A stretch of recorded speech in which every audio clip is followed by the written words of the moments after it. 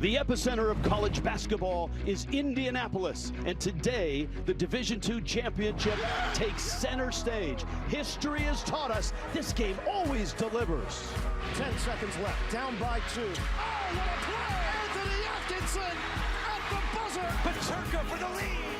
No! That's it! Ferris State survives! Nova Southeastern champions! This is Kyrie's. Oh, he hit it!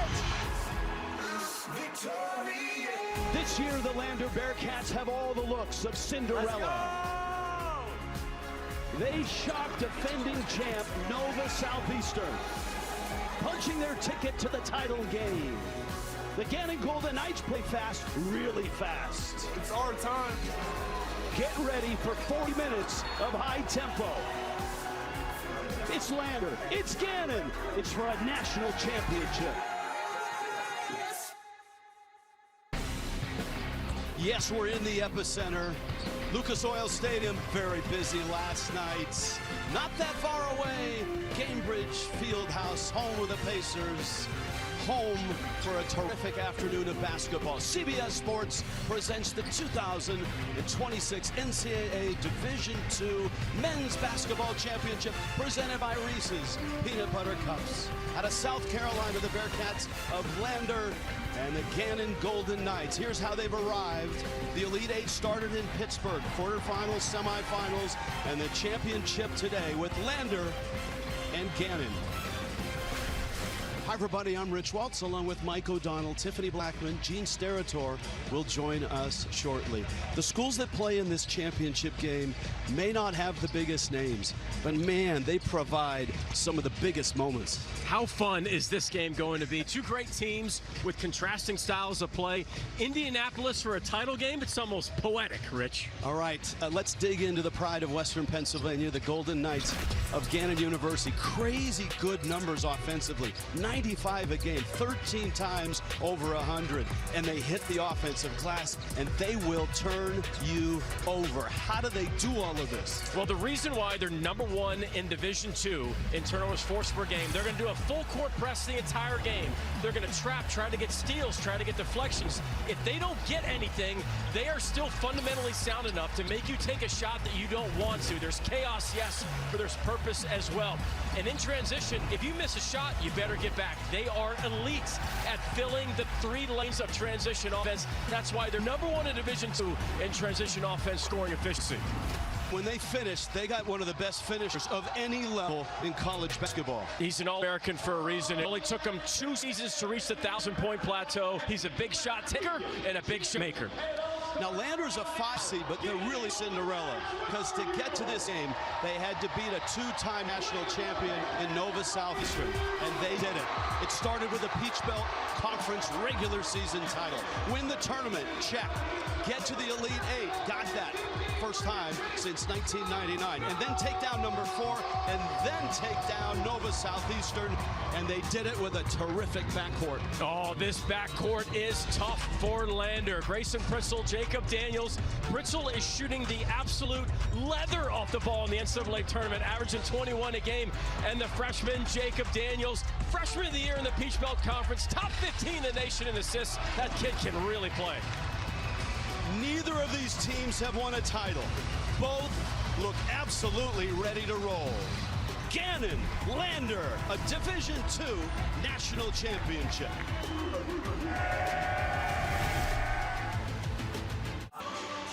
The famous circle in Indianapolis, ready for a Division II national championship. With Lander and Gannon, let's meet the teams. Sean Sullivan, the voice here in Indy. Let's meet the first 5s for the NCAA Division II Men's Basketball Championship finalists, the Lander University Bearcats and the Gannon University Golden Knights. For Lander at forward, a 6'8" freshman from St. Petersburg, Florida, number 11, Bobby Crawford Jr. For Gannon at forward, a 6'10" junior from Speyer, Germany, number 3, Precious Idiaru. For Lander at forward, a 6'6" junior from Beacon, New York, number 5, Navon Mays. For Gannon at guard, a 6'4" junior from Sydney, Australia, 34, Lucas Morgan. For Lander at guard, a 6'4" junior from West Allis, Wisconsin, number 12, Grayson Pritzel.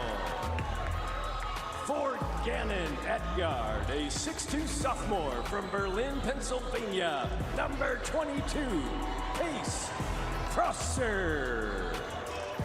For Lander at guard, a 6-foot freshman from St. Petersburg, Florida, number 10, Jacob Daniels.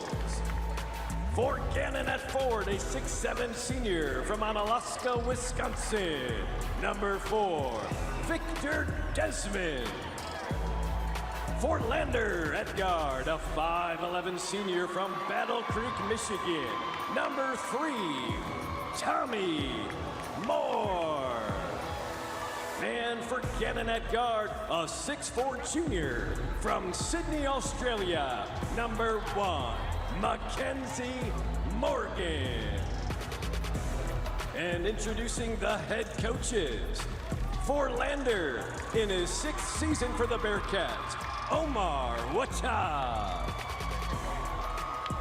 And for Gannon, in his 2nd season for the Golden Knights, Easton Bazzoli. Sounds like a lot of folks from Erie, Pennsylvania and Greenwood, South Carolina have made the trip to Indianapolis. And so has Tiffany Blackman. Hi, Tiffany. Hey, Rich. Well, for Gannon, I watched Precious Idearu warm up, and he did not appear to be slowed down by the ankle injury that he sustained in yesterday morning's practice. He had to be helped off the floor after it happened, but he shrugged it off and told us he'd be just fine. Now, I watched him in warm-ups. He came out with a big smile on his face. Guys, he even dunked. And I talked to Coach Bazzoli. He told me that Idearu spent all morning rehab doing sprints. He confidently said he is good to go. All right, thank you, Tiffany. There's some juice in the building. A lot of fans from both sides. Our officials, Waze Lim, Aaron Dickerson, Kendall Holdebury. These officials, not only Division II referees, but they also work a good number of D1 games. And away we go in Indy. First possession, the Golden Knights. Now the Morgans are twins from Australia, Mackenzie and Lucas. Gannon's really going to try to play with a lot of pace and get as many paint touches and drive and kick opportunities as possible. Victor Desmond. This is Lucas Morgan, now Mackenzie Morgan. Late clock. Let's see where they go. Long three. Idearu missed it. And a loose ball, held ball, possession arrow. Goes to Lander. That's not Idearu's shot. And he's just 32% from 3, but when he's open, he'll take it. There's the freshman just getting after it. This kid, you're going to love watching him. He's from Gibbs High School in the Largo, Florida, in Pinellas County, and he is tough as nails, Rich. It's Jacob Daniels, the guy with the ball, a freshman that is so good that he became a leader right away early in the season. Tried to lob it inside to Bobby Crawford Jr., and Gannon gets the ball back. Pace and tempo of this game is so important. It's going to be different, right? Because Gannon wants to get up and go. They want this a track meet. Lander prefers to play at a slower physical tempo. Lucas Morgan misses the 3. His brother Mackenzie with the rebound. Desmond, very much the leader of the team. Mackenzie, a better three-point shooter than his brother. Idearu gets another 3, and he missed that one. The rebound goes to Bobby Crawford Jr. And a foul in backcourt. That's Mackenzie Morgan. That's something that the freshman Jacob Daniels is going to have to be ready for right away, because they're going to come with a full court press. Gannon will trap you, press you, even after what seems to be a normal missed shot. This press, this offense for Gannon, they have just like Nova Southeastern. But keep in mind that Lander beat Nova Southeastern in the semis. Well, they beat Nova not just by matching their physicality, but exceeding it. They out-Nova'd Nova. This is the freshman, Daniels. Good ball fake. Good and he ball scores. Fake. He's really, really good. Rich, the Peach Belt Freshman of the Year. So smart. Gannon would like to get this man going. That's Pace Prosser. 31% from distance. Gets a lot of his points in transition. Lander would like to keep it at a half-court defensive set rather than give up those transition threes. Lucas Morgan in traffic. Shot blocked. Crawford doing some nice work in low. You know, sometimes the boring stuff is the most important stuff. Lander's going to have to play off of 2 feet. Like, this has to be an old school, fundamentally sound game for Lander. Daniels. Another ball fake. Partially blocked. I think Mackenzie Morgan got a hand on it. Here's the transition now. Desmond into the paint. Blocked from behind. That was Mays trailing the play. And Daniels breaks loose. Tough. Daniels bucket and a free throw. Just kind of felt that coming. You could see Daniels' eyes. Right, he doesn't push the pace initially, and then he looks, he looks over his right shoulder briefly. He sees no help defense on the baseline. Watch his eyes, he looks for it, bang, and he goes. That's great. This kid has been good all season long. Going to the line, he's looking for his 5th point.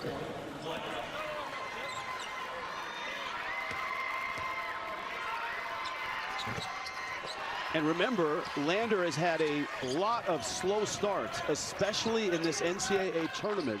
Not the case here in Indianapolis in the championship game. 4 new Golden Knights off the bench, and that's how they roll with almost a hockey-style substitution. Deep 3, long rebound. Daniels. Crawford's follow. Daniels with a tip. Back out to Mays. He does that. Daniels a great rebounder at the point guard position. Fritzl, their best 3-point weapon. So far, no fast break opportunities for Gannon. Jaden Calloway. Prosser, the only regular that stays in. Lucas Sakasi with a baseline drive. Calloway falling away. Another rebound for Bobby Crawford Jr. A lot of credit to Lander's defense because they are being very physical on the ball at the point of attack. That's how they really bothered Nova in their upset win. 9 rebounds already, Fander. Only 4 for Gannon. Lander wants this kid to get going. Fritzl's been shooting extremely well in the NCAA tournament. Clock violation. Everybody take a deep breath. Off to a good start. The Bearcats, Lander. Keep in mind that Nova Southeastern had played in the last 3 championship games. They had won 2 of them. That's what Lander was up against in the semifinals. And you know what? They out-Nova'd Nova. They beat them down the floor. They defended everything, and they get to the championship game. In the last 6 national championship games, this is the first time in 6 years that Northwest Missouri State, Ben McCollum, of course, a great coach there, then Jim Crutchfield's great run at Nova Southeastern, and who can forget that dramatic win by Minnesota State in 2024. You were here for that one. You called that game. That was something. All right, back to work here. Gannon, cold, 0 for 7 from the field, 0 for 4 from distance. Lucas Sakasi gets into the paint. Cutting is Calloway. Another turnover, and here comes Lander. They'll run if given the opportunity. Fritzl. Prosser with a steal. Gannon on the break.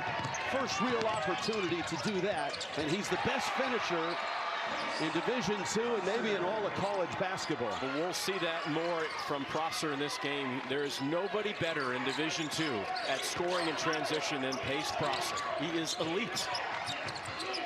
He's a guy where the metrics really do tell the story. No question about it. Very rarely makes a mistake. Fritzl partially blocked.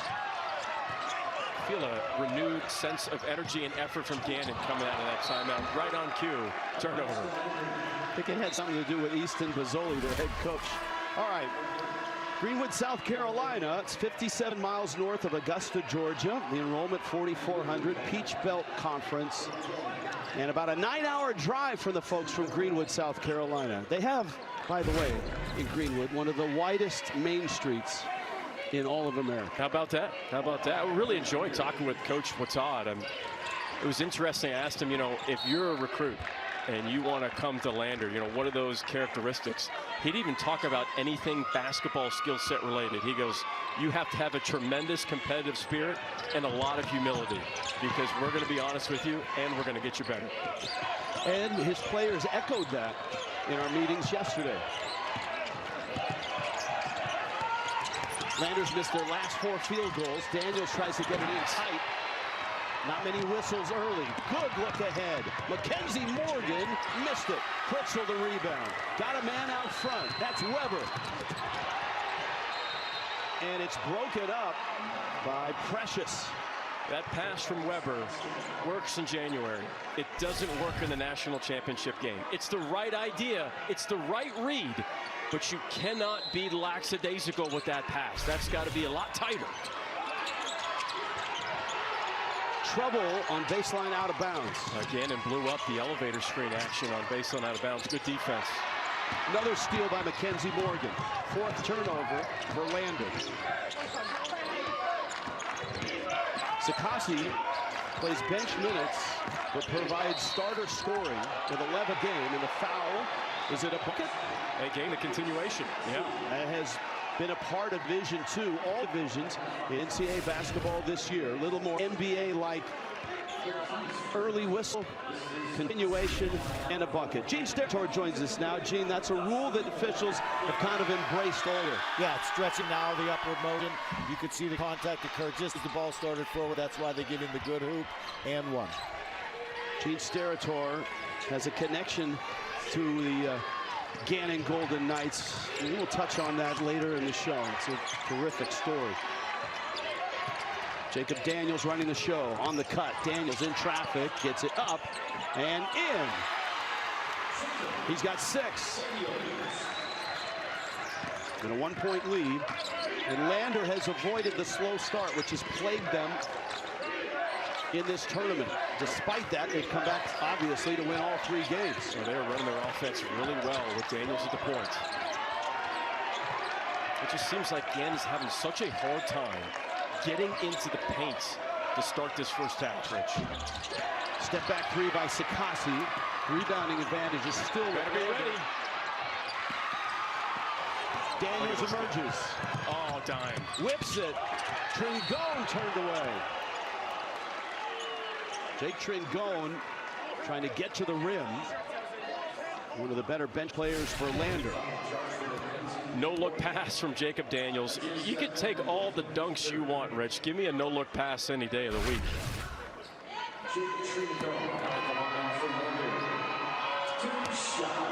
He's got 2 coming.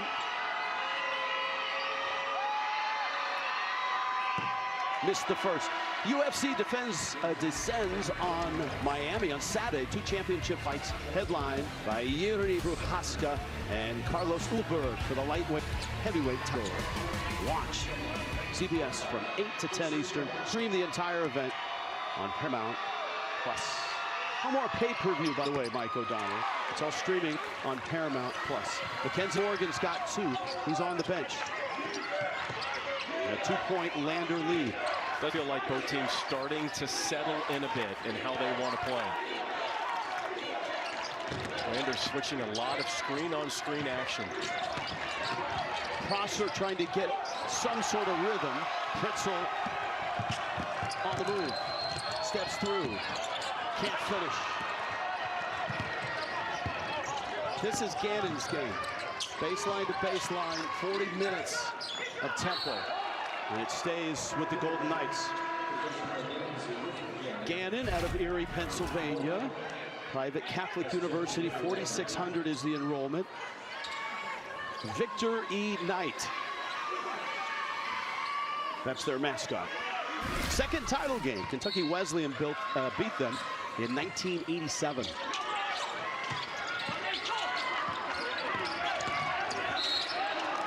Prosser gets in tight, and is bumped by Tommy Moore. And that's Prosser drawing that foul.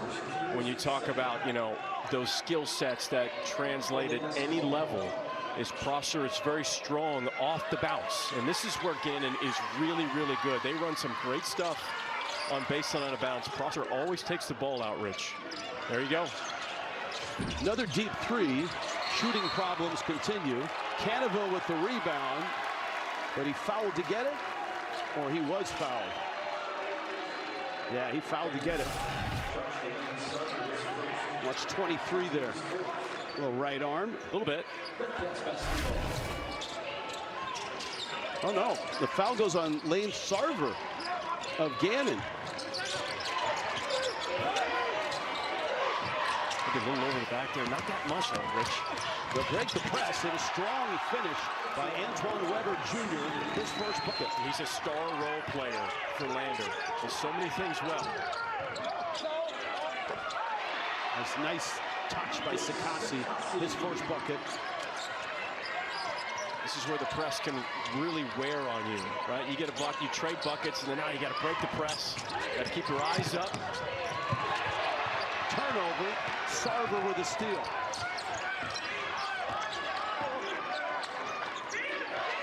Sarver with a three. He got bumped there, Rich. I mean, that looked like Cannaville landed in his space.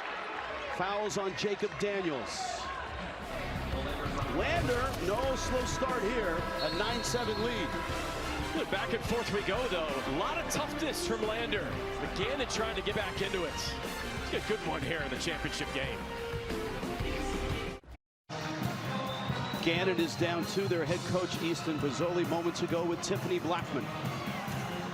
Coach Bozzoli, some of your points have come in the transition game. What do you need to see out of the defensive effort to help generate more offense? Yeah, I mean, I think that we look pretty good defensively right now. I think we're a little bit stagnant on offense. We need to look to advance the ball a little bit more than we are. You know, we're finding an advantage, and then we kind of sit and watch the guy play for a little bit. You know, I think some of it's probably just we need to settle into the environment in the magnitude game, and I think we're getting there. So we're in the game now still because we're at least guarding. Thanks, Coach. Thank you. Thank you, Tiff. Gannon is able to win in the 90s and win in the 70s. They had to win in the 70s quarterfinals against Michigan Tech. They certainly, at 98 points, won in the 90s against Oklahoma Baptist. And Gannon will play up tempo. That doesn't mean that if they don't get anything in transition, they're going to make a difficult shot or take a difficult shot. They still want to play fast, but under control in the half court. And it really feels like both teams are still feeling each other out. That's the first three for Gannon. It's the first three of the game, and it's Pace Prosser. And for Lander, on the bench is Jacob Daniels. He had that rebounding foul. He's got two. Tommy Moore got in the paint. Kick back, Trindone missed the three. Jacob Daniels, the freshman, the leader for Lander, on the bench with two fouls. Daniels done such a good job breaking the press. So much is going to be on Tommy Moore to break this full court pressure of Gannon. Prosser's hit 77 threes this year, 31% from distance. Look at his hand, screaming for it. He knows he's got some space. That is way too much distance left open to give Prosser because he is an elite scorer. So Kasi misses the first free throw. Making it this far is a win for any fan. Celebrate your team with an ice-cold Coca-Cola. And making it this far is a tip of the cap to any fan from Gannon in Erie, Pennsylvania, and Lander in Greenwood, South Carolina, here in Indianapolis at the Division II National Championship game. I know there's got to be some great watch parties, both from Gannon and Lander, and there's been some great fan support to travel to this game. We got some serious juice in this building right now. This is great. Mays misses the three. The bus from Erie, Pennsylvania, if you weren't in line at 3:30 this morning, you didn't get on the bus, and it left at 4 a.m. Sarver misses a jumper. Offensive rebound. Sarver again. Got the three. That time the spacing was there. The unselfishness was there, and you heard Coach Pizzoli, we're just kind of waiting for a guy to make a play. Well, that time, the ball was moving, it had energy, and that was Gannon basketball to a T. You get the offensive rebound, you see how quick that pass out was from Prosser, and then the quick swing pass. There was a foul called after the bucket went in. It was on Mason Kemp of Gannon. This is an 8-0 run right now. They got to get Pritzl going. He's been too quiet to start this game. Nice pass. Weber, he misses it through, and Landers 0 of 5 from distance. That's a good look, though. Weber's 35% from 3, and that was good pick and roll action. Sakasi, kick back out. Idearu misses. Prosser. Mackenzie Morgan back in. Sakasi by Pritzl. Yeah, I think for Gannon in the first half, Sakasi has brought the most energy for the Gannon Golden Knights. Timeout Bearcats. Landers' lead is gone, and Gannon is engaged. Game summary of this championship game. Early lead for Lander is gone. Gannon 15-9. Lander's a better three-point shooting team than this, and the 2 threes that Gannon has hit, Mike O'Donnell, has pushed them out on this 10-0 run. And you've got those 8 points off of the 5 Lander turnovers. I don't think it's any secret that Gannon has been able to go on this run with Landers freshman Jacob Daniels on the bench. They won an 8-row run since Daniels went to the bench, and guess what? They checked back in. We kind of were talking in the break, was Coach Watad going to wait and maybe to get to the under 8 before they subbed him back in? Normally you have trust in a senior to do that. He's a true freshman. So this should be interesting. Mays breaks the press. Crawford lost the handle. Prosser comes away with it. Nice pass. Lucas Morgan.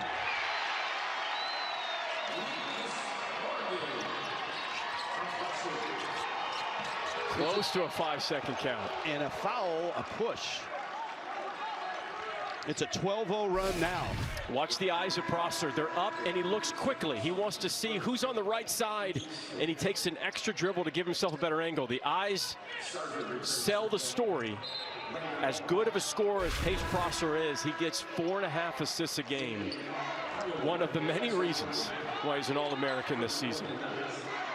6 turnovers for Lander. Look out. Long throw. Dangerous. That would have been face guarding in a different sport. But another turnover. 7 of them now. Sarver again. His second 3. Yeah, welcome to a Gannon Golden Knights 15-0 run. In the upset of Nova Southeastern, Lander got points on the break, and right now they're giving up clean looks from 3. It kind of felt once Prosser found a shot that he liked, everything started to open up for Gannon, and even their defense started to be positively affected by that as well. Daniels the leading scorer, but of course he's been on the bench for a while with 2 fouls. Those 7 turnovers for Lander already, Rich. They have to tighten things up. Gannon has been tight on Pritzl. Daniels in, forced it badly. Tringone tips it, saved, not quite, and it will stay with Lander. I really think that, Lander doesn't have to just constantly go to him, but they need to find ways to get Grayson Pritzl going in this game. He has been electric all NCAA tournament long. He's averaging 21 a game, and he's only taken 3 shots. And missed all of them. Pritzl getting bodied in the corner. Nice backdoor cut. Great offensive rebound. That's Dylan Cannaville, the senior. He had 18 in the win over Nova. Sarver misses that 3. Even though Lander has fallen behind, They have some comebacks in this NCAA tournament. There's the backdoor pass. Short step, long step from Pretzel. If you ever run the Princeton offense, that's how you do a backdoor cut. A small step forward, a long step towards the rim. And you know, even Pretzel didn't score that, that's just a basketball play that felt good. Scorers need to feel those plays in settings like this. Tringone! Wow. Oh my. And that's how they did it against Nova. Mike was getting points after breaking the press. And Tringone is one of the leaders of the team. Prosser. Pretzel rebound. Got numbers. Tringone missed it. That's a foul on a reach. Desmond with the foul. Signs of life for Lander. Sometimes you just need to see something go down for you. And Tringone takes off deep, switches hands. How nice is that?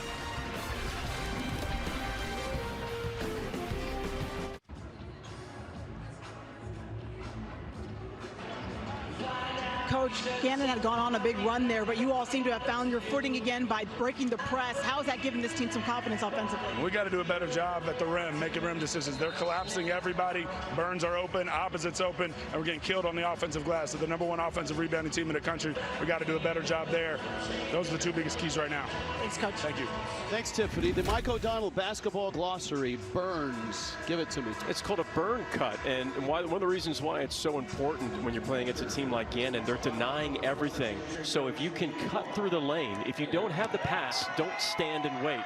Cut through the lane, and it creates better space opportunities. And then he was talking more opposites. The drive, when he's saying the team, Gannon's collapsing, on every drive, Gannon's sending a help defender. The drive and looking opposite is open. It's just tunnel vision right now for Lander. The other thing that Omar Watad told his team, the Lander Bearcats yesterday, touch paint. We heard that word over and over again.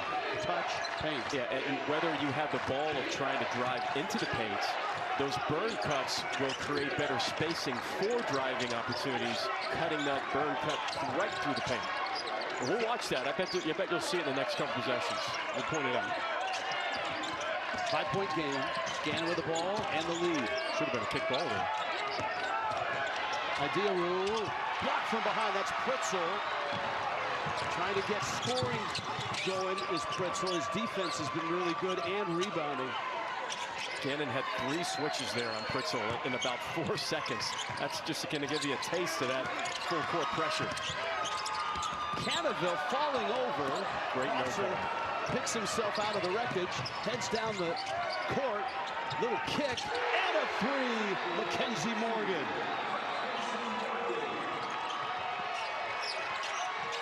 The lead stretches back to 8.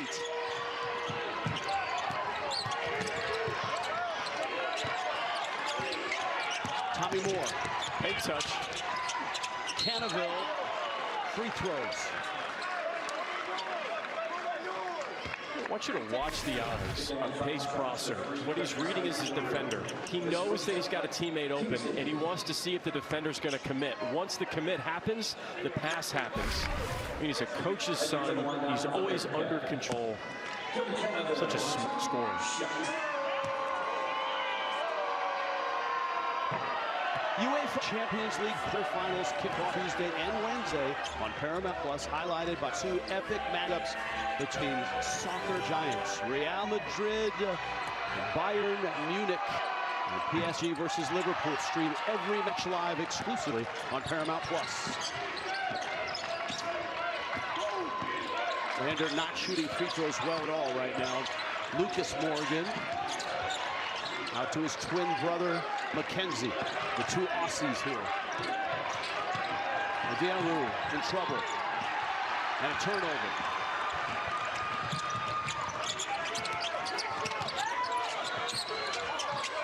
Daniels playing with 2 fouls. Look at that pass. And Tringone had it ripped away by Mackenzie Morgan, who is fouled by Tommy Moore. Tiffany?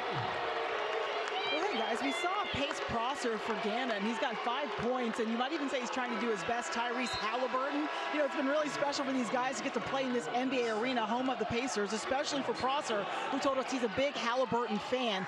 He also told us at the end of practice, with the extra time that they had to shoot around, he was messing around, he said, but trying his best to do his best impersonation of Halliburton, guys. Yeah, look at this. Baseline out of bounds, unguarded was Sakasi. Prosser found him.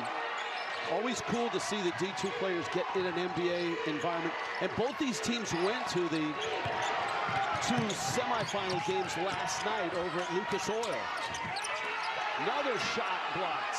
Rim decisions, not so good right now for the Bearcats. Pace favoring Gannon, and there he is. Prosser, the All-American. There is no player in Division II that is better in transition than Pace Prosser. The crossover absorbs the contact, the fadeaway. He's got a 62% effective field goal percentage in transition, best in Division II. And the foul news gets worse now for Lander. Tommy Moore, their other guard, has 3. Remember, Daniels had 2. Went out of the game, and he's back in right now. So this is a real dangerous stretch for the Bearcats, because you need the guards to break this Gannon press. Lob, and a little ambitious on the toss. Crawford gets it back, though. Antoine Weber off the bench in. There's a backup guard. Daniels falling away, missed it. That's where he's really good, though. I've really enjoyed watching film on him. He's great at playing off of 2 feet in the paint. It's another run, an 8-0 run right now for Gannon. And you see the foul trouble for Lander. Their 2 starting guards on the screen. Ball's out of bounds, and it was last touched by Lander, Bobby Crawford Jr. Diru's 0 for 4 from 3, just can't seem to find his rhythm.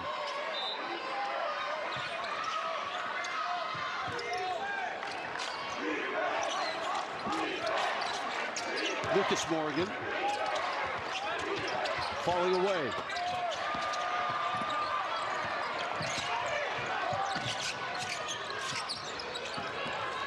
Look how fast he is. Daniels breaks the press.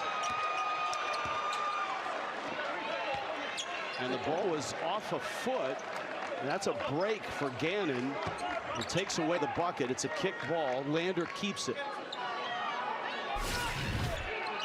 Conditioning may be an issue here. Pritzel, baseline out of bounds. Right back at you for Lander. And it's the first bucket for Grayson Pritzel, who's averaging over 20 a game in this NCAA tournament. Sakasi misses. Weber in the lane. It stays with Lander. And a timeout.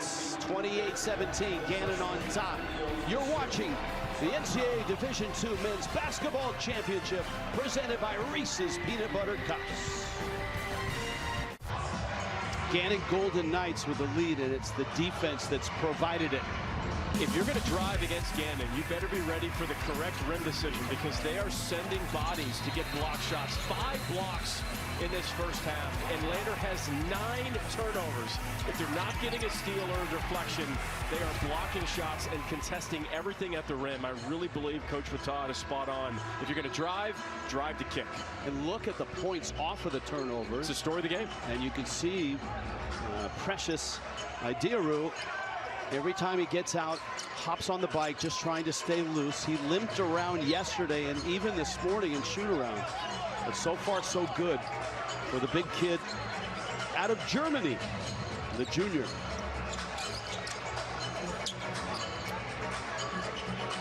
You see this baseline out of bounds set for Lander. You've got Pritzel on the left block, number 12. You're opposite of the ball, and if he's low, he's probably going to come up high and out to the 3. That's defended well. We get in and beat the count. Pritzel and Lander have not hit a 3. And that's a big part of this game.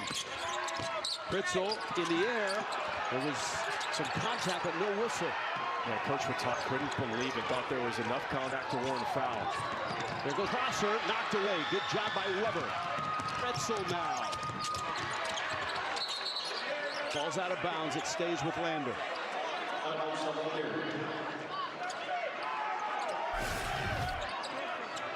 Let's see the first goal. Is there contact here? Oh, man, that looks like a lot of ball there, Rich. I'm okay with that no call. Maybe a residual elbow, but I think you're right. Majority was ball. Pretzel forcing a three. Just can't seem to find a rhythm. And the reason why we're talking about it so much, because he has been on an absolute tear on this run to the title game. He's been averaging 21 a game in the NCAA tournament. He's 1 for 8 from the field, 0 for 3 from distance. He and his mates are 0 of 6 from 3. Victor Desmond back in. So is Sarver. He likes to shoot the 3.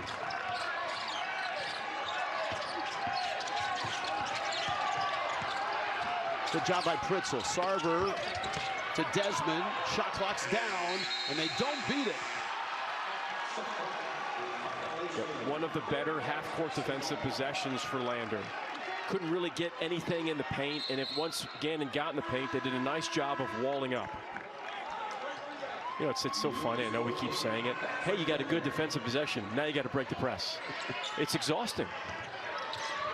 They did it, though, in the semis against the author of that press, Jim Crutchfield, and Nova Southeastern. Pretzel gets in tight. Nice extra pass and finish by Crawford. Lander didn't turn the ball over much at all against Nova Southeastern, and their shot selection was a lot better in that game than what we've seen so far. Shot selection is a direct correlation to what your transition defense looks like. Feels like a crucial 2.5 minutes for Lander here. Open 3.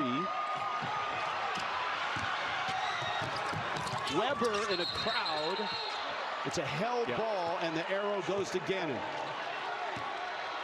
Coming up, AT&T at the half. Brent Stover, Roy Hibbert, Chris Walker, John Rothstein right down the street. We'll take a look at our first half. Look ahead to tomorrow night's national championship showdown, UConn and Michigan. Tomorrow, it's all coming up on AT&T at the half. Today, it's Division II National Championship Day. Tomorrow night, Michigan, who hammered Arizona, and UConn. Crosser falling away, and he hits it. He makes those tough shots, doesn't he? He is a tough shot taker and a tough shot maker. No question about it. He's got 10. Smart ball fake. Got to finish that, Rich. Daniels couldn't get it to drop. Idearu, block. And free throws coming for Gannon. Yeah, the Lander fan base doesn't like that call. That looked correct to me. He takes an elbow. I think that's the correct call. Well, let's call on the expert. Gene Steratore, what do you think? No, it's a great call. If you look at Navon Mays, too, if you can see when he's driving to the hoop, he actually steps on the foot, which was not planted, stationary. So it's a great call. The guys were right on top of it, fellas. Gene, did you ever officiate at this level, Division II? Yeah, a good portion of my career, actually, and I got my teeth cut in the PSAC, the President's State Athletic Conference, where Gannon is from. And look, this is where you learn. This is where you get ready to go. And these guys are doing a great job. They are. They're the best of the best at D2. And these guys also do a healthy scheduled Division I games as well.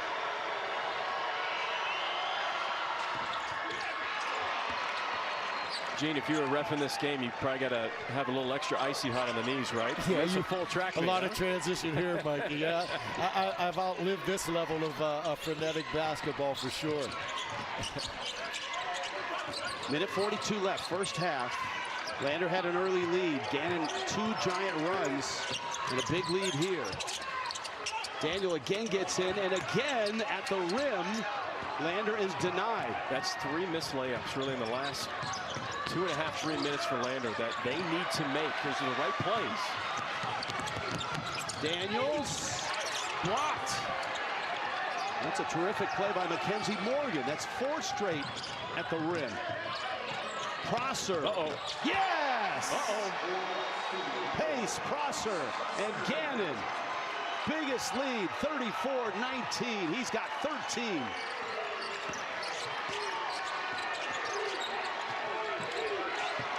You said it, Rich. It felt like a really important 2-minute stretch for Lander. Daniels, pick and roll. Good catch. And Crawford finally finishes one. That's a rub elbow action for Lander. Executed perfectly by the freshman Jacob Daniels. Lander has come back 3 times in this NCAA tournament from large deficits.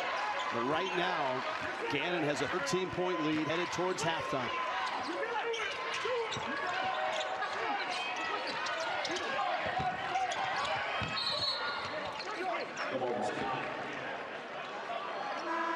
They're going to reset the shot clock, and that means Gannon's going to have a chance to play this one out.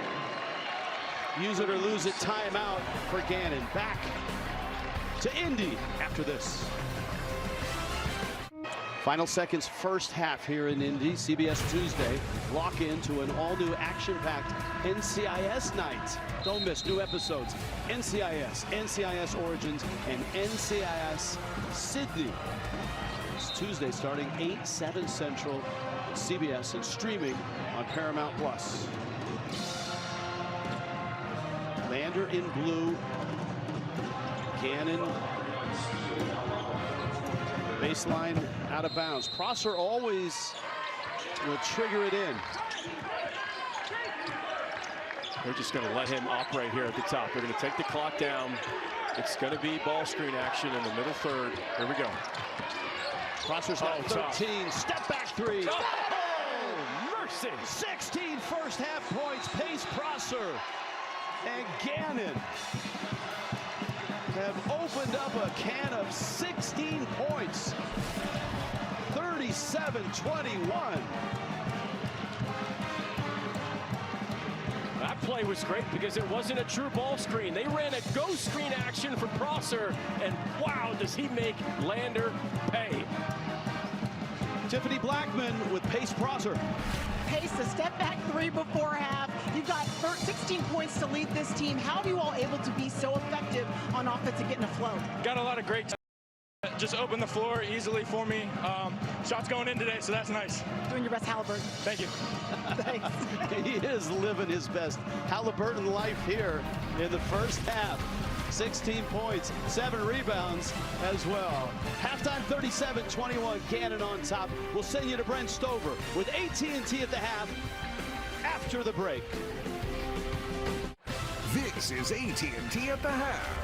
When the connection matters, it has to be AT&T, featuring America's best guarantee. Welcome in to AT&T at the half. Brent Stover alongside Roy Hibbert, Chris Walker, and our insider, John Rothstein. Guys, we are 20 minutes away from crowning a Division II champ, and Gannon up by 16, Roy. You know, this game started off a little bit sloppy with a little bit of turnovers, but once Gannon was able to get their half-court offense, Lucas Sakasi was able to take advantage, especially in the low post. Take a look at his work right here. Off the glass and one. Again, he loves this spot on the court. He likes to back you down, take his time, up and under this time. He's showing you a different array of ways he can score. Again, now this drives right past the defender. He is going to the basket extremely hard. They need to keep going to him in the second half. Now, you know, and the bottom line is, you're right, it started off slow, but it got going very quickly because Gannon will press you, turn you over, and they had 15 points off turnover, which led to a 15-0 run. They really get after you, and as I said before, you see just running, sprinting the ball up the floor, taking advantages of your weaknesses. You see right there Lucas Morgan with the layup and coming back down again. Again, just taking advantages of situations where you're careless with the basketball, and here comes off that three-point shot. Lane Salver, 2 of his triples. That's why they have the lead right now. Well, one thing we have to remember, too, we saw a lot of teams struggling on offense early in this game. Both sides couldn't make a shot. The platform and the showcase for this game is far greater than these teams are used to, but they're settling in, and what a great showcase it is on CBS at Gainbridge Fieldhouse to crown a national champion, Brent. 20 minutes from immortality. A good friend of mine line might Heard that say. somewhere before. Pace Prosser has 16. He scored 11 of the final 12 for his team in the first half. After a quick timeout, we come back and talk tomorrow night's epic showdown in the Division I title game here in Indy between UConn and Michigan. Stay tuned. Final weekend of the madness. Ball's got the angle. Big finish. Oh, that early dagger. UConn, all they do is win. Michigan is on an absolute heater. Oh my goodness, Superman. It's a Michigan masterpiece. What a matchup tomorrow night here in Indy, UConn and Michigan. And the biggest storyline has to be the health of the Wolverines. Yaxel Lendeborg suffered a sprained MCL in the win last night over Arizona, Roy. What type of mental fortitude he has to get injured and go back to the locker room, come back in, and actually hit 2 threes. That shows a lot right there for that young man. But in terms of tomorrow's game, cannot wait to see that big man matchup between Adai, who had a great game, 26, 5 and whatever. And at the same time, you know, Terrace Reed Jr., he's been playing monster down low, has been able to turn face, get to the basket and everything. But UConn is going to provide some problems for Michigan because they run offense so well. You know, Michigan's not going to be able to pack the paint like they did against Arizona because Arizona doesn't shoot threes. This UConn team can move the ball up and down the court, side to side. They have tremendous offense, and they're going to be a lot of three-point shots made tomorrow night. Well, listen, I'll tell you this. If UConn makes double-digit threes, it would bode well for them having a chance to hoist the 3rd national championship in 4 years. Yeah. But they're playing against an elite defense with Adai inside as the anchor. But you know what they do well also? They score the basketball. We just showed, right, a graphic where Yaxel Lendeborg went down, or that sequence, but look what else is out there. They have 7 starters, John. You know, wherever anybody they bring in a game. You always mention LJ Kaysen and his injury, but I'm telling you right now, even without him, and I'm almost leaning towards Steve Lapis saying, hey, even at they're not at their best, they're really good. I still think they're going to have to play great, but at the end of the day, this Michigan team is firing on all cylinders. And that means UConn is going to have to go over the top of the defense, which is directly correlated to UConn's perimeter. That's Braylon Mullins, and that's Solo Ball. And an update on Solo Ball. Dan Hurley told reporters earlier today that Solo Ball was not expected to practice today due to a sprained foot suffered last night against Illinois. He is in a boot. That is something to monitor because obviously UConn is going to have to make double-digit threes, that chance to beat Michigan.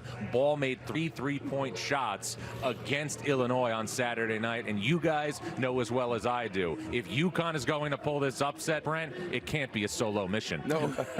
who does win the game, Chris? I'm a Big East, and hey, you better cut. We're Big East. Big East. Yeah, that's right. Big East going to get it done 3 and 4 years. Peer pressure. I'm going with the Huskies. Man, it's a clean sweep for the UConn What are you going to go? 3 and 4 years. They got the magic right now. I like that. Once Mullins banked in that 3 in the first half, I'm thinking nobody's going to beat these guys, and then he hit a big one with a minute left in the game. That's going to do it for us for now. We'll get you back out of the final 20 minutes of the Division II championship next. But first, time to check in with the Guarantee Guys, brought to you by AT&T.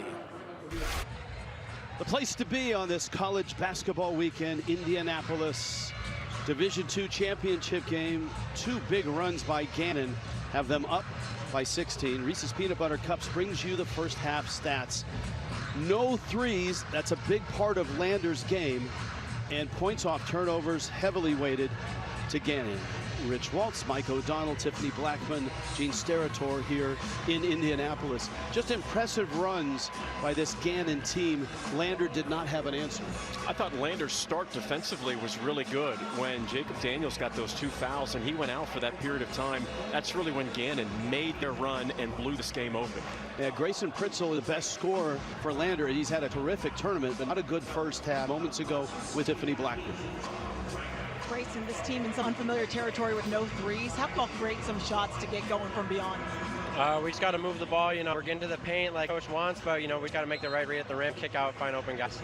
Gannon's gone on some large runs, 15-0, 8-0. What was the message in that locker room for the defense? Just play together, play Lander basketball. You know, we were playing good on defense, but the bad decisions at the rim were like turnovers, so it's helping them get good looks. So, you know, we just got to take care of the ball, make good decisions, and we'll be good. Thanks so much. Thank you.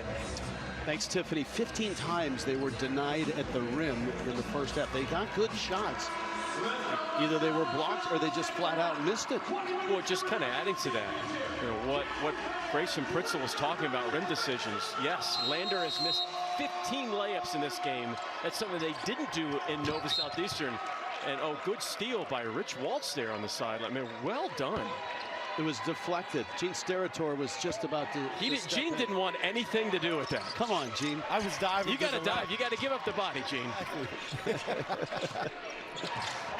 All right, and remember, Lander played with foul trouble in their backcourt. Jacob Daniels with the ball had 2 fouls, sat out, and then came back in and played the last 8 minutes without picking up his third. Tommy Moore, his backcourt mate, did pick up 3. This is Moore.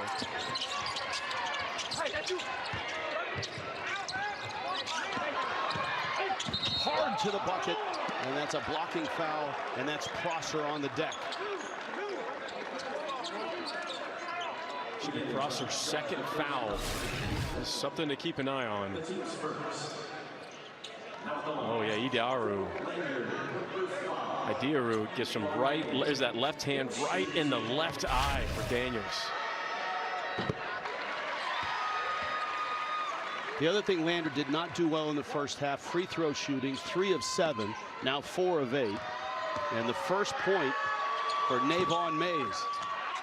Getting the free throw line is extra important when you play a team like Gannon because it acts as a mini timeout for you to catch your breath and have your defense set up, ready to go.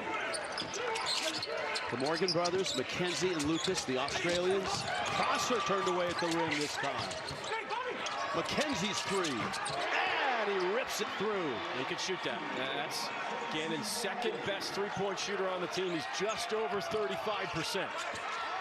He's 2 of 2 from distance in this one and has 6 points. And the lead is ballooned to 18 now.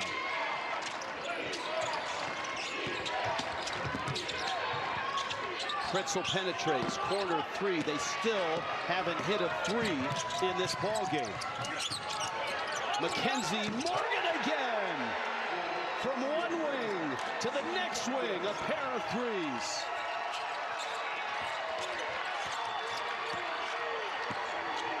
And this is a must bucket situation for Lander.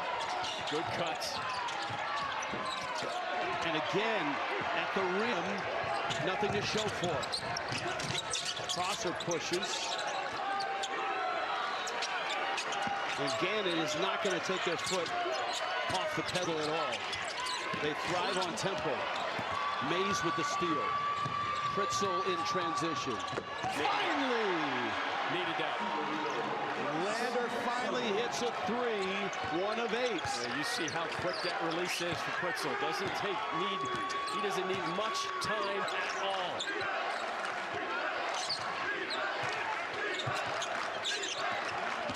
Pick and roll with Pucker. Falling away. Good rebound by Navon Mays. Up the floor, Mays. Oh! Coast to coast. And sign of life here. That's what they did against Nova. They got steal, long rebound, and they were making great quick decisions in transition. They didn't wait. Lucas Morgan. Backs in, shots blocked, but a foul on a reach.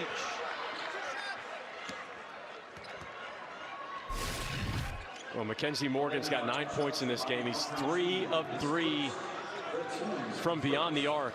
He's got fantastic form. Look at that backspin, and they are looking for him in the half court now.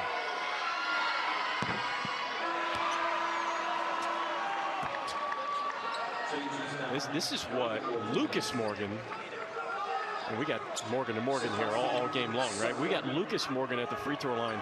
This is where he's really good. Whereas Mackenzie's hunting his threes, Lucas loves to get to the free throw line. He actually leaves Gannon in free throw attempts this season. But he misses a couple. He's a 78% free throw shooter. Sakasi. That's a foul. Pritzel may have gotten popped in the face. And he's back at the free throw line. This is what he does. Watch Pritzel Oh, yeah. Morgan caught him with the right elbow. To me, that's still a basketball play, but that hurts. Not a shooting foul. Pritzl still grimacing.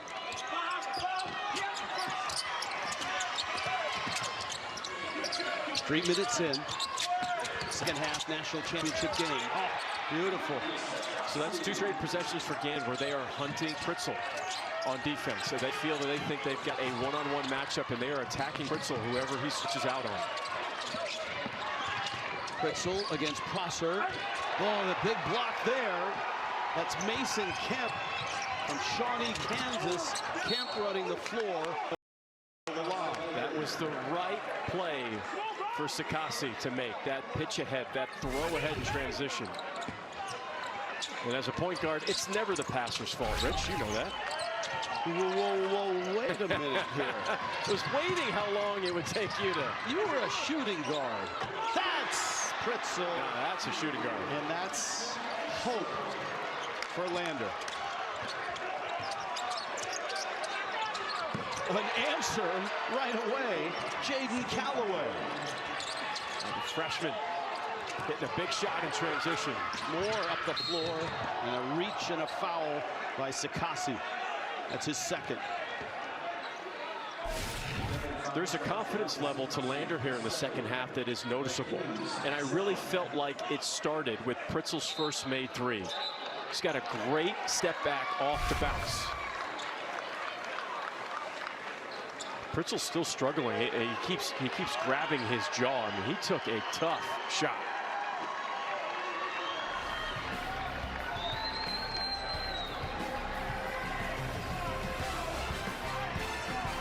We'll take a timeout. Officials are huddled here. 47-30, Gannon.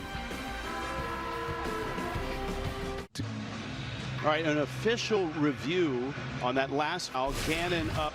Here's a look. A bit of contact with that right hand to the face.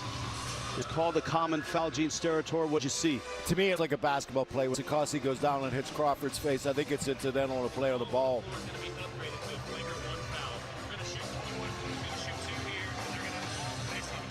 And we've been told they will upgrade this. After review, we have accepted contact to the face. It's a flagrant 1 foul on 0. Blue will shoot 2 and retain possession. So this could be a pivotal call in that Lander is going to get free throws and possession. Yeah, I respectfully disagree with that call, just primarily for the fact that I think it was just when you're making 2 hands on the ball, he's not going to slap across the face. That's exactly what I'm looking at too, Mike. I mean, there is some contact to the face, and you do get overly sensitive as an official if there's contact to the head or neck, but I still think you have to look at the entire play, and to me, that's kind of incidental. He's playing the basketball and makes some contact, but I did not think it was a flagrant. What Sakasi is doing is what I was taught as a player in that transition moment when you're trying to stop a play where you think you're going to foul. When you go in with 2 hands, there's a chance you won't foul, but you're going to give yourself an opportunity to at least get a piece of the ball so it can't be an and 1. If he's coming across right arm and slaps across the face, then I can understand it, but as it turns out, it's an and possession. And an opportunity for 2 or a 3. 4 minutes in second half, and Lander desperately needs a spark offensively. Daniels gets it in tight and miss by Crawford. Yeah, but a good play. There's a good cut example from Crawford on the weak side. That's what Coach Batag talking about in the first half. He wants more of that. Gannon has their reserves in. Prosser stays in as the starter. Sakasi rotates. Sarver. Wow, that's a wedgie from over the top on a wing. I don't know that I've ever seen a wedgie from that angle. You're looking at me as if I would have misses like that, Rich. I would never miss like that. Yeah. Have you seen it come from that direction? Every once in a while. It is rare, there's no doubt about it. First wedgie in Indianapolis. 20 on the shot clock. Possession arrow gives it to Gannon. Sakasi kicks. A little too much ISO ball for Gannon here, playing right into Lander's hands. Calloway turns. Yep. Missed it. Rebound. Good job by Moore to unload the ball before stumbling. No question. Oh, a steal and a bucket. Callaway. He's third on the team in steals as a freshman. He is lightning quick. This is a good matchup right here, Rich. Freshman on freshman. Lead is back to 17. The points off turnovers heavily weighted to Gannon.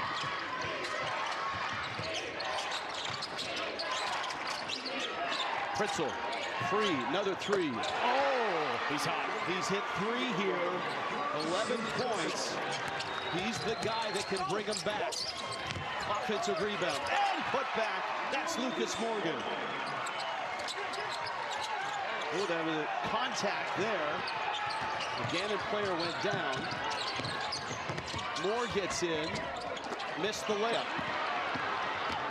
Look at the big fella. Nice kick. Idearu trailing.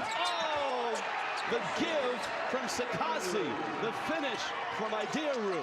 That transition play was everything that makes Gannon great this season. Just the extra passing, the spacing, the unselfishness.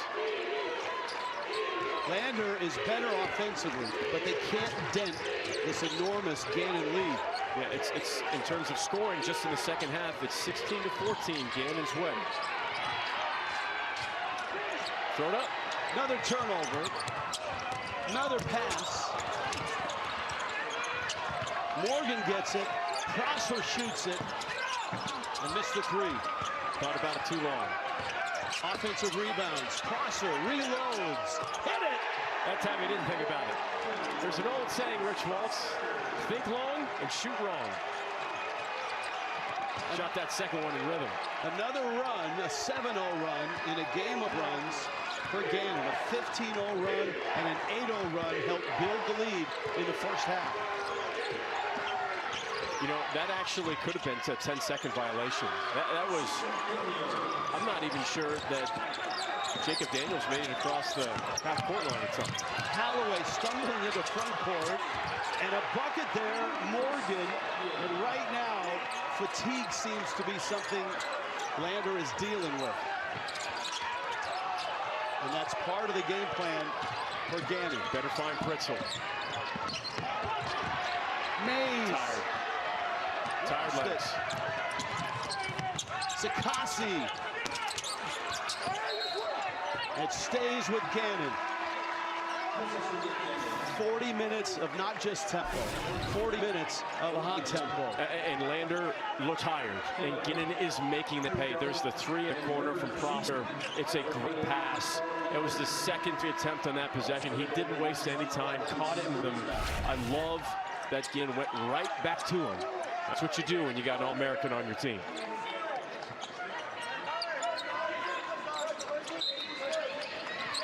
As fast as Gannon plays, if they're making threes, they're virtually unbeatable, and they've made 9 threes in this game. They've attempted 54 shots already. Good defense by Lander. There's still a ton of time left in this game, and Lander has made a living here in the NCAA tournament at coming from behind. Cannaville fouled on his way to the bucket. You could tell on that drive from Cannaville that he just wasn't happy with the last few possessions. He just felt like he needed to make a play, and he did. One of the senior leaders for this Lander team.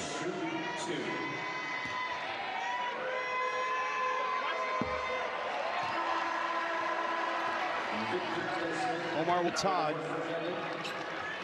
who played at Georgetown and Tennessee Chattanooga. He was a 2-time All-SoCon pick at Tennessee Chattanooga, then played overseas. A 6-year assistant at Lincoln Memorial. Josh Schertz was kind of his guy that he worked under. Lane violation, and back to the line goes Dylan Cannaville. Really popular guy on social media. He's got over 300,000 followers on his various social media accounts. It's a big game for him. Yeah. It's only the 4th game that his mother has attended and seen in person. So special. She's here. We talked about it yesterday. He says, I just haven't won anything at a high level, and I want to win this game. Well, they need to make up a 20-point deficit to do that. They're going to stop at least one of the Aussies here. That's a walk and a turnover. Lander gets it back. Gannon right now a 20-point lead. Well, Lander looks a lot better offensively, except Gannon's doing such a good job of continuing the momentum from halftime. Boy, they look really good. Up 20 in the championship game.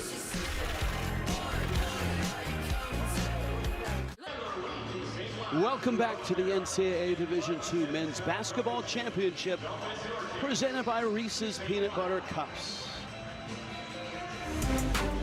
Division II history, familiar face, right? Bruce Pearl taking it back, coaching Southern Indiana in a national championship in 1995. Of course, 2 Final Four appearances with Auburn. Who knows where these 2 coaches will be coaching here the next 4 to 5 years. These are guys that have made the jump from D2 and are names currently that a lot of people like. And those are some of the best coaches in the country.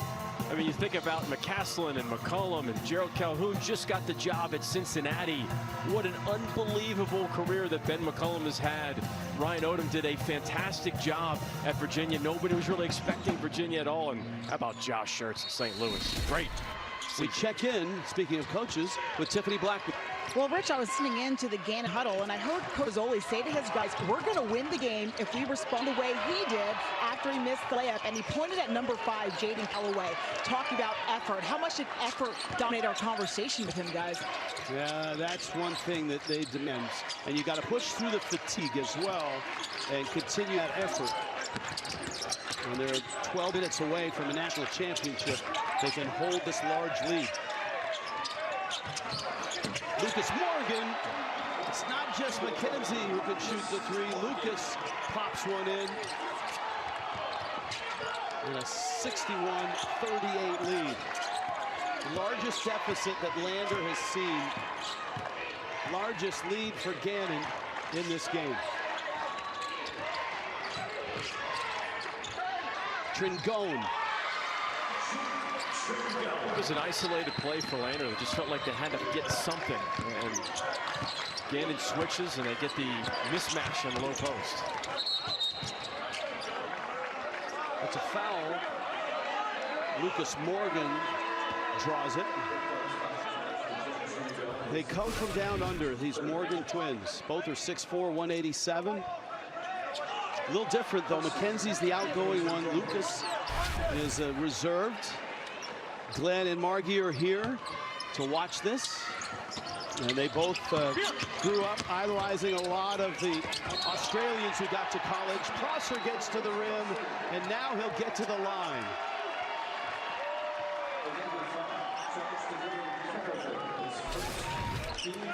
There's a reason why he's an All-American. These are All-American type plays. That ball fake and using his eyes to sell lies around the rim is just as good as anybody in the country. All right, back that up for me.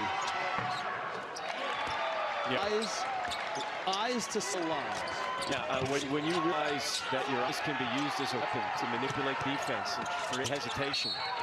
A hesitant athlete is a non-athlete in basketball, and you just need a second guess. Am I shooting it here? Am I passing it here? Is the Mike O'Donnell basketball glossary available online? I'd be happy to put it on a PDF, upload it for you. That's no problem at all. I think there's some money to be made here. Oh, a little NIL for me? Yeah. Everybody else is getting it. All right, let's check in with Tiffany. Tiff? Rich, you mentioned it before. Margie and Glenn Morgan here to watch their sons play. Also in the house is their older brother Alec and their sister Isabel, who used to play at Davidson, and their aunt is here as well, all from Australia. Now, when I talked with Margie, she told me they are just beside themselves getting to see their twins play for the first time together in almost 2 years. So this is really special for this family. Tiff with a very timely Aussie chant there. during that hit. Very nice. Lander is in deep right now. Pritzl misses a fall-away three. Prosser leads the break. Lucas Morgan. 26-point lead for the Golden Knights of Gannon. And it's a foul in backcourt. You know, if I was the point guard for Lander, I would be having conversations about it's too cliche to say possession by possession. I would be thinking it in terms of 2 minutes and 30 seconds. As if we've got to go all out for this 2:30. And I mean, not just, you think about that defensively, and that's a part of it, but offensively, I would be in a place like, I want to run a set every time. I want movement. I want to see my guys cutting. I want to see my guys moving. I'm going to find you. Cut hard. Set a screen hard. And you just have to do it in 2 minute and 30 chunks. How much fatigue is there, though, going against Gannon so far on this Lander team? Good tip there, the follow by Canova. I think it's a huge deal. It's not just this game. This is the last game that's played in the season. You're playing in April. Everybody, every single player on the court right now is exhausted and hurting and banged up and bruised. Knees hurt, backs hurt, ankles hurt. But you kind of have to just, it's 9 minutes and 33 seconds for a national title. You just say, I can sleep for the next 3 days. Or you can sleep in May like John Rothstein does. I don't even think he sleeps in May. I think he's lined all of us. I've never seen him sleep. But you still first have to, if you're going to run those sets, overcome the full court pressure by Gannon, which is relentless.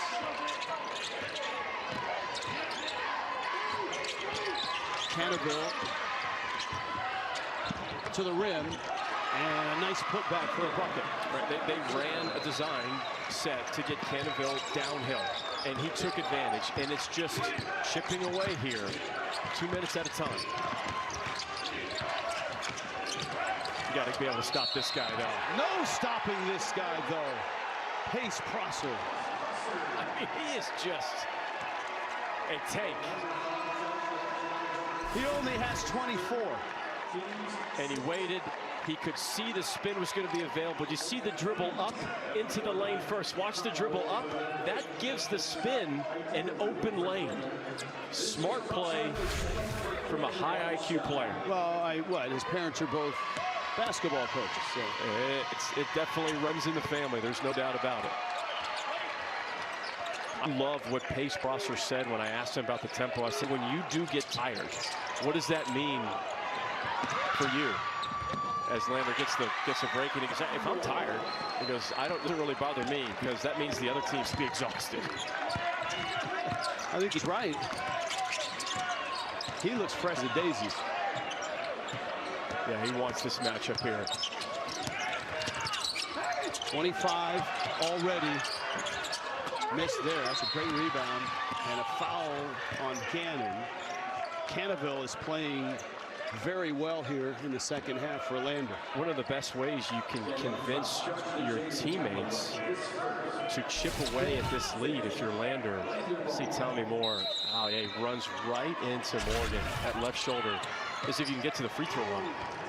I mean, getting paint touches is one thing, but getting the free throw line is the best, because you get to reset your defense, you get points on the board, and the whole goal is to make this 8:27 as long as possible. It's called extending the time.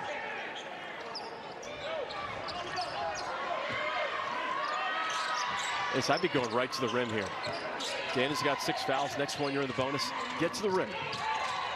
Stripped from behind. Tringone has it. Cannaville kicks. Moore's three is good. I say they got a paint touch. Everything good happens for Lander when they do get a paint touch.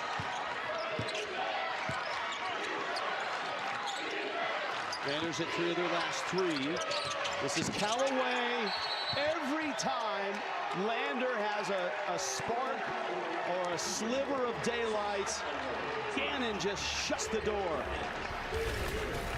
It's all Gannon, all game long.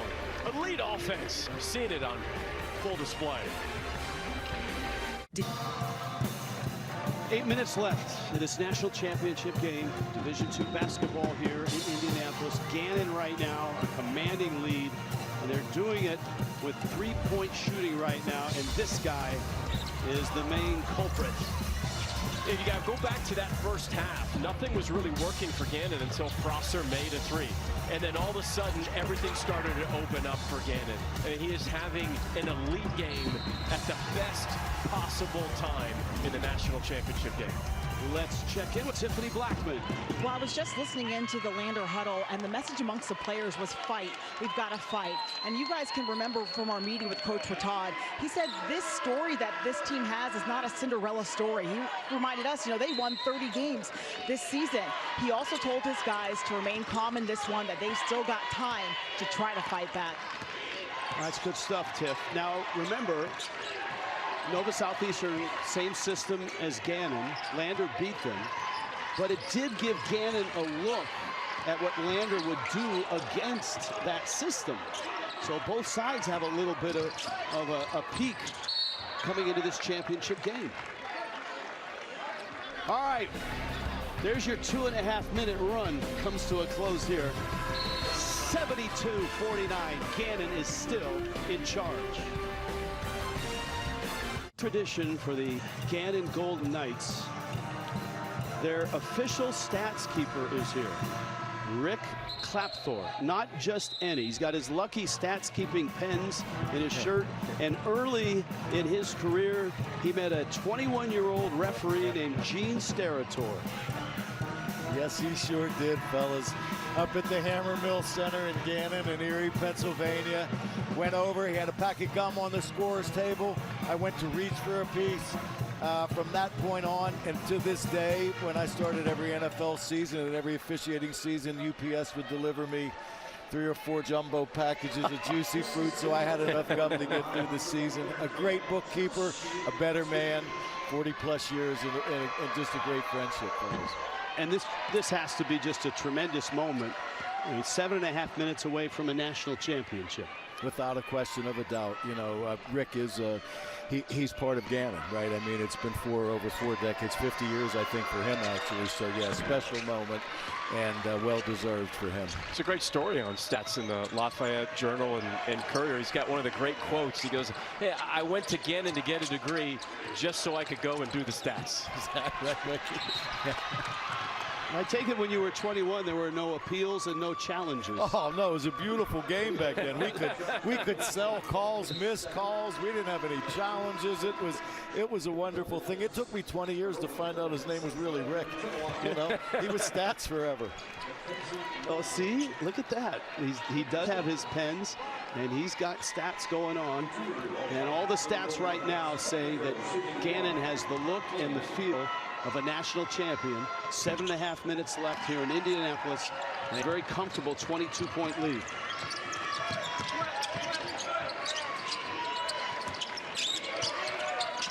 And Prosser goes right to the post. Good switch there, though, by Lander. Nicely done. Prosser's been enormous with 25 points. That's a turnover. It's going back to Lander. Lander it's got to be threes or stopping the clock at the free throw line. And it can't be Cannonville always getting to the line. He's just 2 of 7 for the free throw line, and that's not really his game. He's not a great free throw shooter. He's a great player, but he shoots just 56% from the free throw line. The problem is you eat up effort and time just getting into a half-court set. And no doubt about it. Daniels in traffic. There you go. There's a bucket and a chance at a three-point play. 10 for the freshman Jacob Daniels. Former star at Gibbs High School. Does a good job of that hostage dribble, putting the defender in jail. This kid has a very, very bright future. So a three-point play. He's got 11. And it's 72-53. 6:47 left. I think the recipe is free throws or Pritzl threes. I mean, that's I don't think anything in between which should even be considered for Lander. Get to the rim, get fouled, stop the clock, or you got to be driving kick for 3 for Pritzl. All right, Gannon's offense oftentimes is built around a frenetic pace. What do you do if you're Easton Bozzoli? Do you slow it down? Are you a little more shot clock conscious? You'll never see Gannon slow it down because they're unsure of themselves. Everything about Gannon's offense and defense is... I don't expect the foot on the gas pedal to be released at all. They're going to run their stuff quickly. You can already tell that Bozzoli didn't like to throw the last few possessions. Trying to get something for profit. Denied well by Lander. Man down, and Lucas Morgan gets to the rim as brother McKenzie gets the board and the foul, and now the free throws. One of the Achilles heels defensively for Lander in this game. Gannon has 18 second chance points, and there's a good example there of crashing from the weak side. Gannon's the best offensive rebound team in the country. Tomorrow, 4:30 Eastern, over on CBS Sports Network. Join the March Madness 360 crew out here in Indianapolis. They'll get you ready for the championship game. You are a member of the 360 crew, right? Apparently. I told him I'd be here. I said, hey, you just throw me in the fire with the Wolves and I'll be ready to go. It's such a great crew. I'm a good company man, and I am biased, but inside college basketball and everybody on that crew is just so good at not just covering the game, but they love the game of college basketball. Press break, Daniels into the corner, a 3, and way off. Gannon has the rebound and a big lead. And 6:15 to their very first national championship.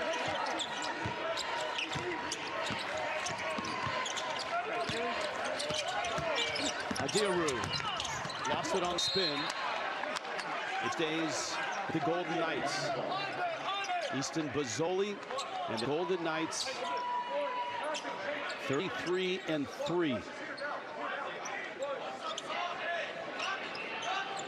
When Bozzoli arrived as an assistant to Jordan Fee, things weren't all that great. He's in his second year. Jordan Fee, of course, now the head coach at Lamar. Tiff?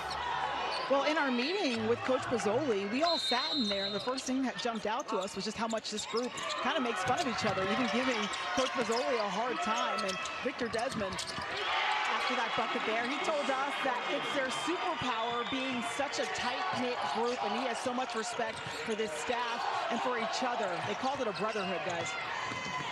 Coach Bozzoli's the fastest of 50 wins in program history. It only took him 59 games to get to 50 wins.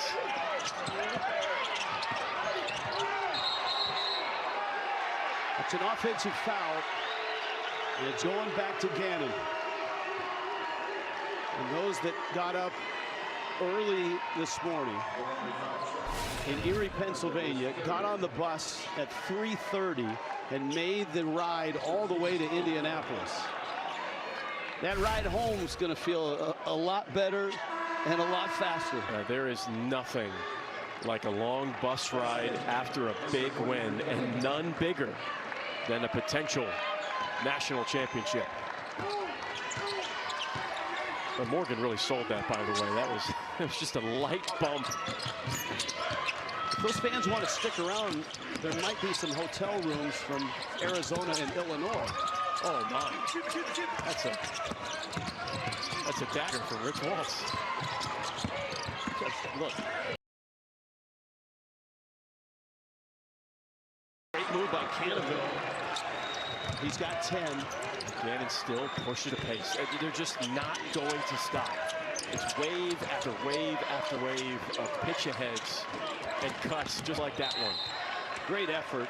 Dylan Cannaville playing a spirited second half. Remember I said when they arrived at Gannon and won great 3 wins.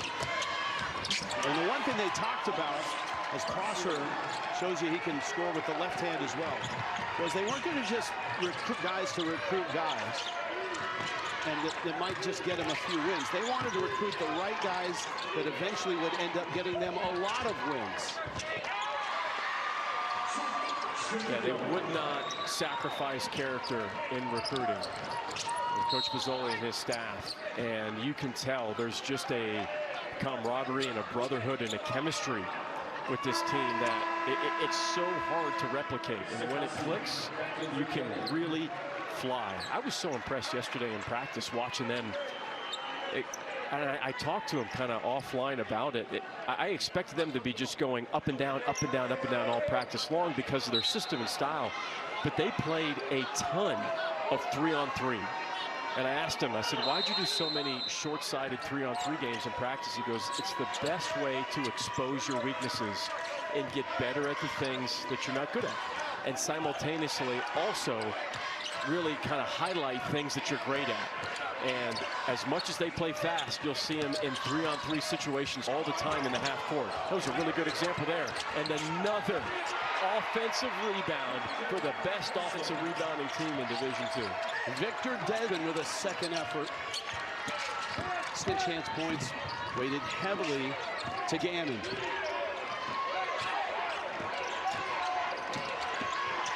Canada powers in. Tringo now goes down.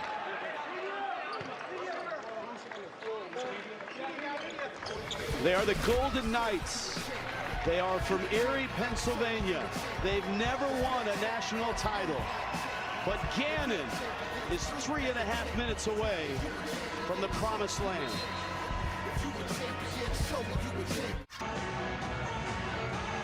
Your game reset. A little dance party going on. The sprinkler, it's back. 79-57.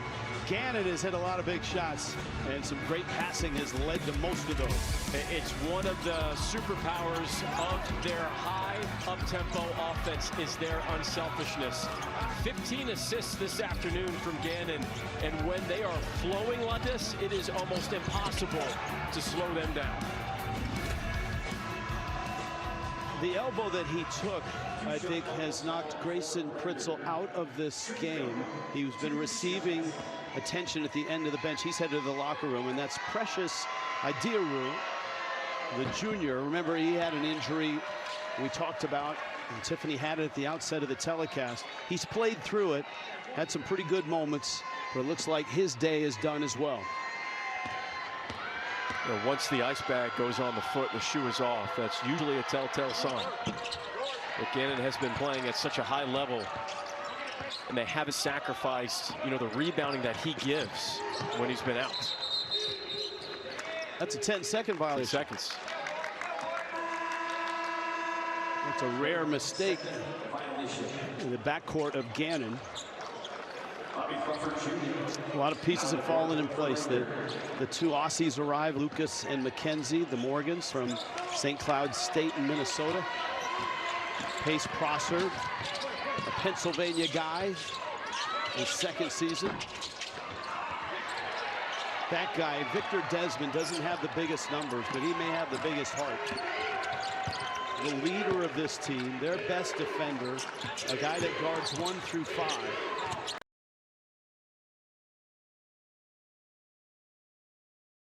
Father figure of this team.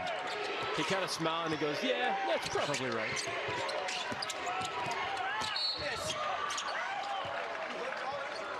And that's Lucas Sakasi, who's going to get to the line. So we talk about their offensive numbers, especially with the up-tempo stuff, but part of the up-tempo is being able to pry the ball away and defend at the rim. Yeah, and the rebounding is at a high level. They're surpassing their steals per game.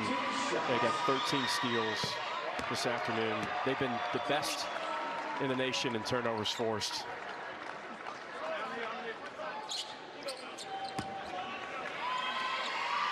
Sakasi with 12 points.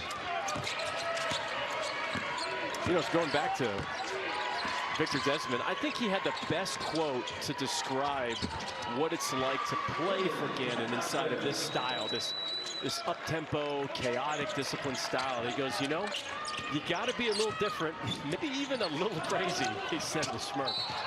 It's a foul by Cannaville. Cannaville, we talked about his effort second half. He's got a double now. He's got 2 points, 10 rebounds, and 4 fouls. Two-shot penalty now for Gannon. Sakasi gets 2. The lead is 21. Lander out of Greenwood, South Carolina. An incredible run, the longest win streak in D2, obviously, as they arrive here at the end of the line of this D2 NCAA tournament at 30-5, but that feels like it's coming to an end.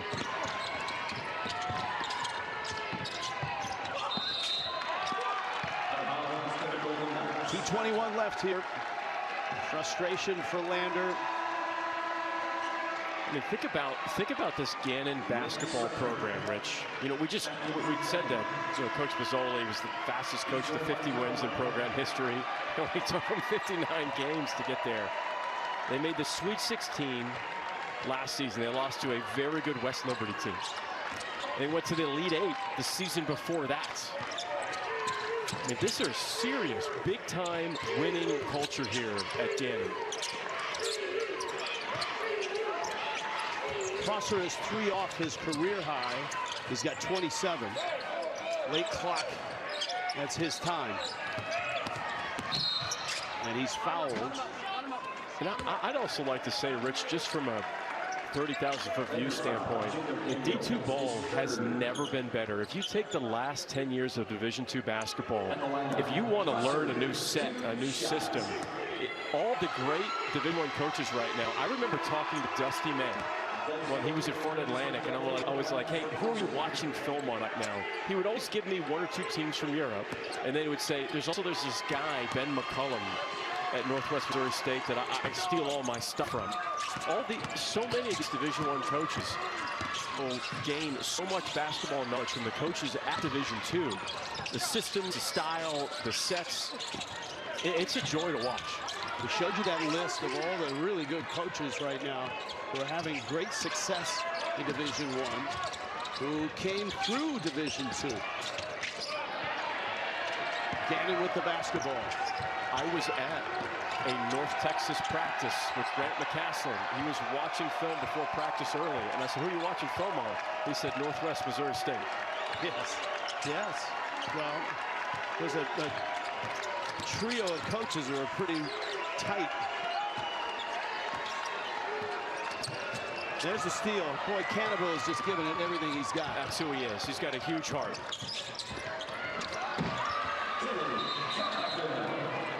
Cannaville now with 14 points and 10 rebounds.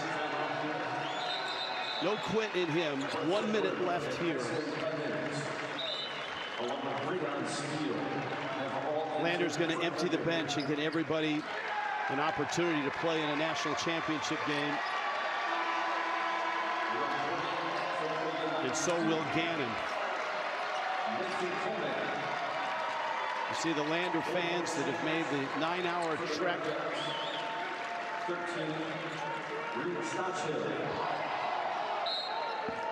What a great contingent of fans. I mean, they brought so much energy. They really packed that lower bowl. That's been awesome to see. A steal there. Steal. And catching up to him was Lathan Coleman for the block. Well, there's definitely no quit in this Lander team. Effort all the way to the end. That's how they've played. They've had a terrific season. They won 30 games under Coach Matad. Nobody really expected them besides themselves to be in the national championship game. So Gannon, we've talked about it, man. They really adopted Jim Crutchfield's offense, the press, the offense, the defense. And that was Jordan Fee. That's who Easton Bozzoli took over. Fee was an assistant at Nova Southeastern, along with Mike Chalice, an assistant coach at Gannon. And those are the guys that brought that fun 40 minutes of press and free-flowing offense. There's a lot of teams in D2 that have tried to duplicate that offense.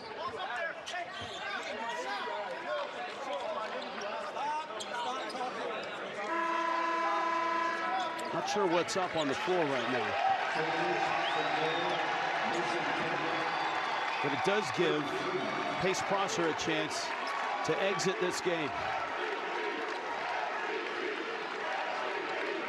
I mean, clearly the best player on the floor in this matchup was Pace Prosser. 28 points, 11 rebounds, 5 assists. He was everything you want in your All-American and more on the national championship stage. Coleman off the bench onto the score sheet. Rick Klapfer, I'm sure, is going to get that one in his books.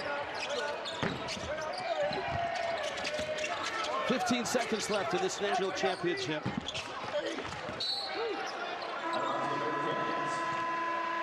And the celebration, I'm sure there's some jumping joints right now in Erie, Pennsylvania. Coach Pizzoli's trying to hold back a smile. You could see cover his mouth.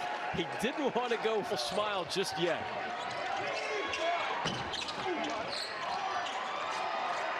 For the first time ever, Gannon, the Golden Knights, have a national championship. Gannon has done it.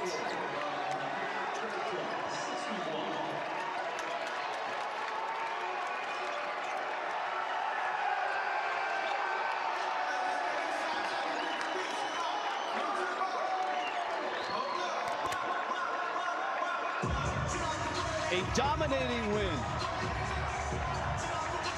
84-61.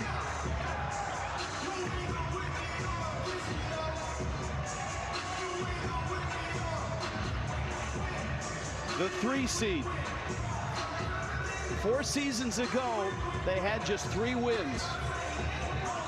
And Lander couldn't take him out of anything. They got offensive rebounds. They were best in the country at that. They were best in the country at forcing turnovers. They're a great passing team. Everything that Gannon was throughout the course of the season at a high level, we saw on full display this afternoon. This was a well-deserved win, a big-time scatter report job by Coach Pizzoli, and what a win for the Gannon Golden Knights. What a great season by Lander, putting Greenwood, South Carolina on the basketball map. And tough to take. They came this close to a title.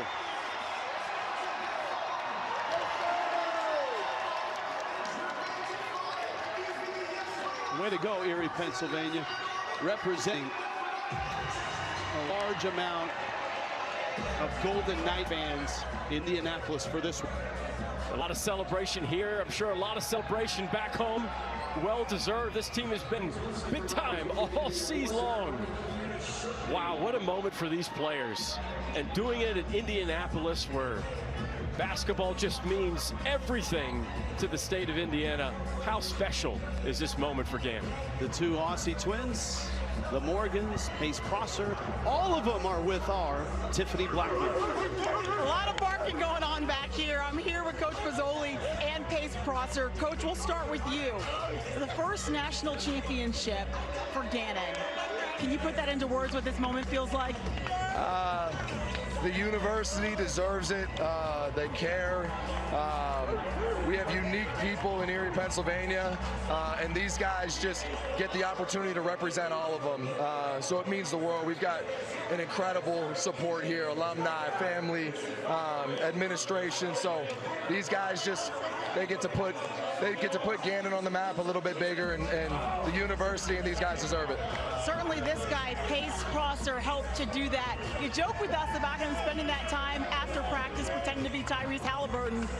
How do you think he did today? Pace Prosser's the best player in the country, and he's got the best team in the country right behind him. So he may not have scored the most points or averaged the most assists or had the most rebounds, but he just so happened to do just about all that for our team. So that's the best player in the country right there. You talked to us a lot about the history of this program. How far has this program come in such a fairly short amount of time? Yeah, I mean, I've got to give give credit to so many people like Jordan Fee that started this thing, like David Niven that gave me a chance at this.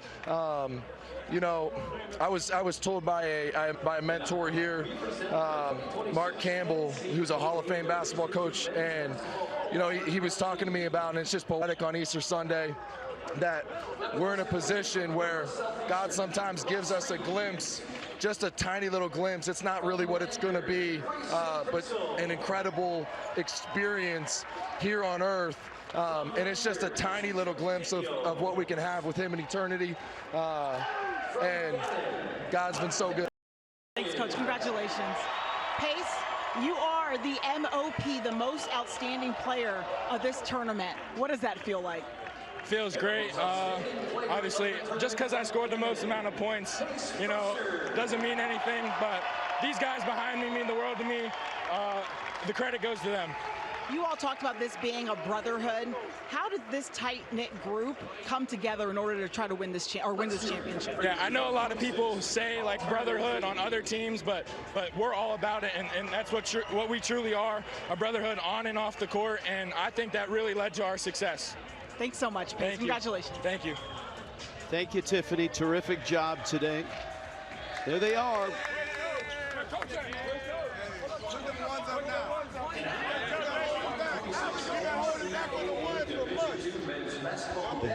The Gannon Golden Knights are national champions of the men's Division II here in Indianapolis. Back to Indy after this. That trophy's going to make its way back to Erie, Pennsylvania. Gannon University, the Golden Knights, national champs. And their fans that made that long trip. Remember, if you weren't in line at 3:30 in the morning, you don't get on the bus because it left at 4 and it pulled in here in Indianapolis in time for a bunch of those fans to be here for an enormous win, their very first national championship. You know, that first 5 minutes of that game, Lander came out swinging, and Gannon had no flow. When you don't have flow, you usually need to go to your best player. And when your best player is an All-American and Pace Prosser knocks down a 3, all of a sudden everything opened up. Rich Waltz, Mike O'Donnell, Tiffany Blackman was terrific today. Gene Steratore getting a chance. His career started as a 21-year-old official doing games at Gannon as well. This game, this Division II Elite 8 championship game never seems to disappoint. This wasn't a nail-biter with the last-second shot, but the level of coaching, the level of play, I think surprises many people that either tune in or just basketball fans here at the Final Four that came to watch this game. No question about it. You think about this moment for the Gannon players. Everybody knows the Warner ladder. You can make that climb. You get a piece of the net. You cut it down. You've got one shining moment playing. This is such a special, special moment for these young men. And they get their shining moment, right? The music's playing. That's right. That's right. The basketball is such a high level in Division II. It's the highest it's ever been. You know, you run sets and tempo and offense that you may not see in other places. You may not see at the Division I level. I mean, these players are exceptional athletes and talents, and Gannon earned this. They've been good all season long. Very few stumbles along the road, and think about the fact that just still getting a chance to play in Open, just to play in April, excuse me, is such a special thing. Pace Prosser really showed off in this one. 28 points, 2 off of his career high. He was a finalist for the Bevo Francis Award. That encompasses all small colleges, D2, D3, NAIA, and all of that. There's the parents, Mackenzie and Lucas Morgan, the 2 Aussies who took a chance in coming to Erie, Pennsylvania, looking for a title. And here they are climbing a ladder and cutting the nets. A combined 23 points between the 2 of them. How special is this? With mom and dad in the stands flying over from Australia? Come on. If you can't get romantic about college basketball, you don't have a pulse. And you know, for the Golden Knights, they seem to really have it going. I mean, they took what Nova started and Jim Crutchfield's offense. Jordan Fee brought it to Erie, Pennsylvania. He went on to Lamar. Easton Bozzoli in his second year has just improved on everything. The system is very important, but the culture that Coach Bozzoli has created is even more important. There's a chemistry and a brotherhood amongst these Gannon players that was on full display this afternoon. Indianapolis. National championship game tomorrow night for Division I. National championship game for Easton Bozzoli and Gannon today here. And the Golden Knights are champions. For Mike O'Donnell, Tiffany Blackman, Gene Steratore, our entire CBS crew, I'm Rich Waltz saying so long from Indianapolis, where the Golden Knights, Gannon, national champs 2026 Division II basketball. Coming up after the break, CBS Sports Spectacular at the